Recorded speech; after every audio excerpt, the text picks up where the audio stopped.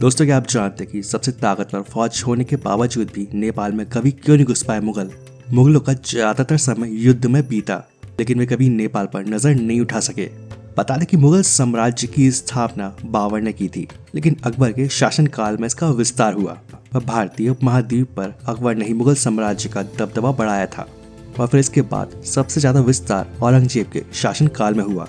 और ये वो दौर था जब मुगल फौज जिस किले के सामने खड़ी हो जाती थी, उस किले को या तो युद्ध में जीत लेती थी या फिर संबंधित राजा को संधि यानी कि समझौता कर मुगल अधीनता स्वीकार करनी होती थी।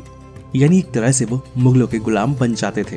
काबुल से लेकर कावेरी घाटी और गुजरात से लेकर बंगाल तक सिर्फ मुगलों का ही वर्चस्व था। लेकिन एक इलाका ऐसा भी था जिस पर हमला करने की ताकत मुगल कभी नहीं जुटा सके, और वो इलाका था नेपाल। ऐसा भी नहीं है कि मुगलों ने कभी भी इस जगह को जीतने के बारे में नहीं सोचा था। ना तो अकबर इसकी हिम्मत जुटा पाया और ना ही औरंगजेब ने कभी इस ओर देखा। और इतिहासकार इसकी एक नहीं बल्कि कई सारी वजह बताते हैं, लेकिन एक जो सबसे बड़ी वजह थी वो थी इसका कुदरती तौर पर मजबूत होना।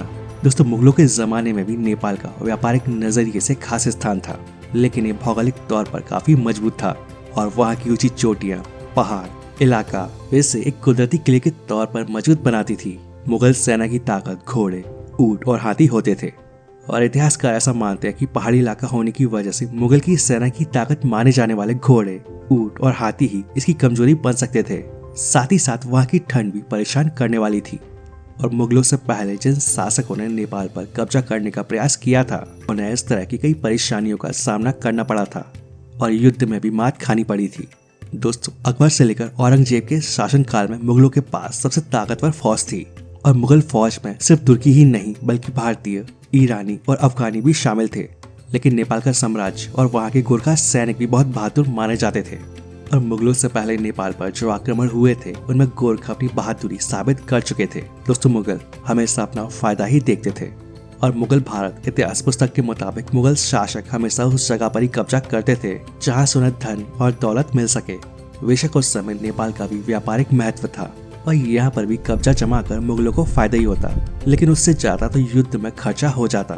वैसे ऐसा भी नहीं है कि नेपाल पर कभी हमला नहीं हुआ हो, लेकिन कभी भी इसमें किसी को सफलता नहीं मिल सकी। इतिहास में जिक्र है कि सबसे पहले 1349 में बंगाल के शमशुद्दीन इलियास शाह ने नेपाल पर हमला बोला था, और वो काठमांडू तक भी पहुंच गया था।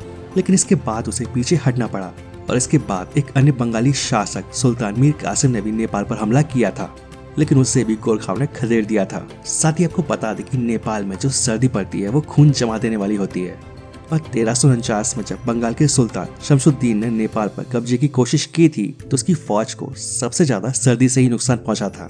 सैनिकों की खराब तबीयत, बीमारी और गोरखाओं से संघर्ष को देखते हुए शमशुद्दीन को भी वापस लौटना पड़ा था। यानी देखा जाए तो नेपाल जिस जगह पर मौजूद है वो उसे कुदरती किला बनाता है, और बची खुची कसर सर्दी पूरी कर देती है। अब पुराने समय में नेपाल तक अपनी फौज को ले जाना, जिसमें घोड़े और हाथी शामिल होते थे, वो एक काफी मुश्किल काम था। तो अब आप खुद ही अंदाजा लगा सकते हैं कि मुगल सेना इतनी ताकतवर होने के बावजूद भी कभी नेपाल पर कब्जा क्यों नहीं कर सकी। तो दोस्तों, कैसा लगे वीडियो कमेंट करके जरूर बताएं, और वीडियो अच्छा लगता है तो वीडियो को लाइक और शेयर जरूर कर दें। तो आज के लिए बस इतना ही, मिलते हैं अगली वीडियो में। जय हिंद, जय भारत, वंदे मातरम।